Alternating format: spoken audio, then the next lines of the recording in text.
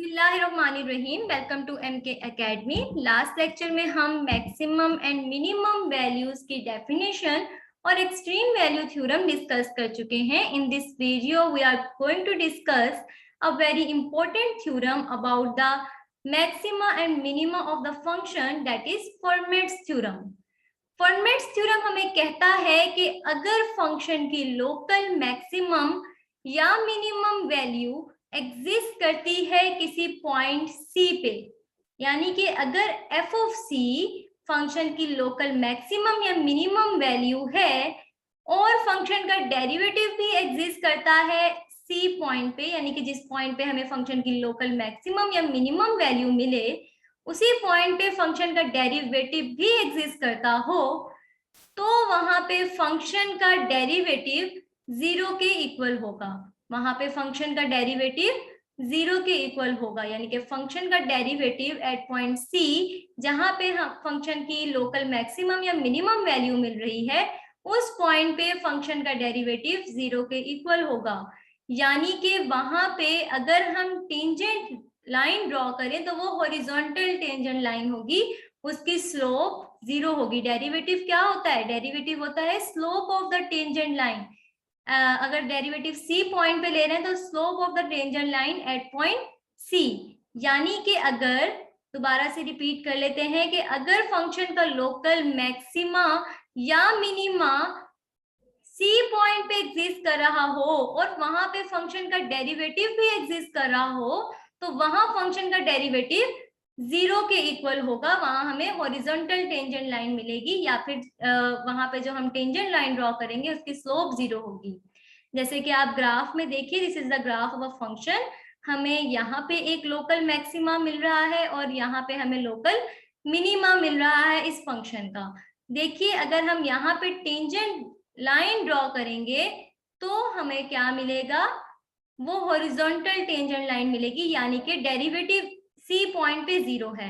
इस तरह D point पे हमें फंक्शन का लोकल मिनिमा मिल रहा है, और अगर हम यहाँ पे टेंजेंट लाइन ड्रॉ कर रहे हैं तो वो भी हमें हॉरिजॉन्टल टेंजेंट लाइन मिल रही है, यानी कि फंक्शन का डेरिवेटिव एट पॉइंट डी भी हमें जीरो मिल रहा है।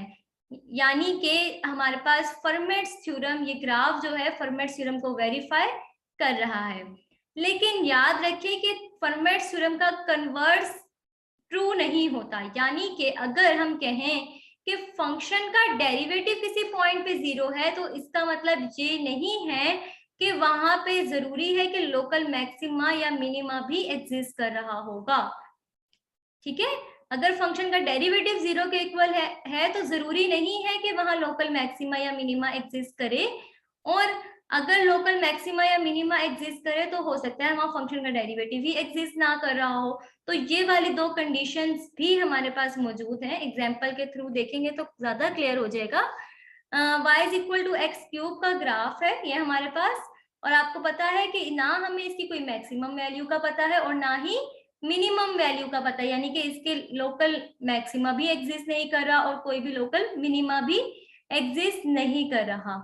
लेकिन अगर हम इस फंक्शन का डेरिवेटिव लें, यानी कि एक्स क्यूब का जब हम डेरिवेटिव लेते हैं तो हमारे पास बनता है 3x², और हमारे पास फंक्शन का डेरिवेटिव जीरो कब होता है? जब x जीरो होता है। 3x का स्क्वायर जीरो के इक्वल होगा जब हमारे पास x जीरो होगा, यानी कि जीरो पॉइंट पे फंक्शन का डेरिवेटिव हमें जीरो मिल रहा है। लेकिन यहाँ जीरो पॉइंट पे फंक्शन की ना मैक्सिमम वैल्यू है ना मिनिमम वैल्यू है, क्योंकि अगर हम जीरो से राइट साइड पे जाएंगे तो सारी वैल्यू जीरो से बड़ी है। अगर हम फंक्शन से लेफ्ट पे जाएंगे जीरो के, तो सारी वैल्यूज जीरो से छोटी वैल्यूज हैं, यानी कि जीरो पॉइंट पे ना फंक्शन का लोकल मैक्सिमम है ना ही फंक्शन का लोकल मिनिमा है। ओके, तो अगर फंक्शन का डेरिवेटिव किसी पॉइंट पे जीरो है तो इसका मतलब ये नहीं है कि वहां फंक्शन का लोकल मैक्सिमा या मिनिमा एग्जिस्ट करेगा, बल्कि अगर फंक्शन का लोकल मैक्सिमा या मिनिमा एग्जिस्ट कर रहा है किसी पॉइंट पे तो वहां फंक्शन का डेरिवेटिव जीरो होगा। ओके, ये हमें फॉर्मेट्स थ्योरम कहता है।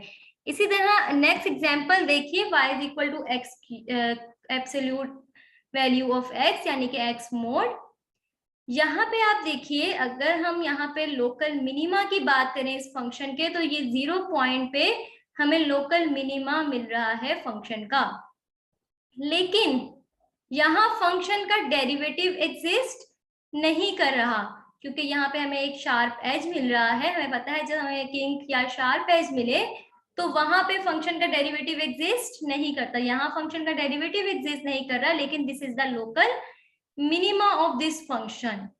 ओके, यानी कि हम दो तरीकों से फंक्शन के लोकल मिनिमा और मैक्सिमा फाइंड कर सकते हैं। एक तो हम पता कर लें कि फंक्शन का डेरिवेटिव जीरो कहाँ कहाँ हो रहा है। जहां जहां फंक्शन का डेरिवेटिव जीरो हो रहा है उस उन पॉइंट्स पे हम चेक कर लें कि आया इन पे फंक्शन का लोकल मैक्सिमा या मिनिमा एग्जिस्ट कर रहा है या नहीं कर रहा। या हम चेक करें कि फंक्शन का डेरिवेटिव कहाँ कहाँ एग्जिस्ट नहीं कर रहा, क्योंकि हमें ये भी ऑप्शन मिली है कि फंक्शन का लोकल मिनिमा या मैक्सिमा उस पॉइंट पे भी हो सकता है जहां फंक्शन का डेरिवेटिव ही एग्जिस्ट ना कर रहा हो। तो हम ये भी चेक कर सकते हैं कि फंक्शन का डेरिवेटिव कहाँ एग्जिस्ट नहीं कर रहा, और फिर हम देखेंगे कि क्या आया यहाँ पे फंक्शन का मैक्सिमा या मिनिमा हमें मिल रहा है या नहीं मिल रहा। ओके, I hope आपको ये क्लियर हो गया होगा Fermat's theorem. If you have any query about it, you can ask in the comment section below. Thank you so much.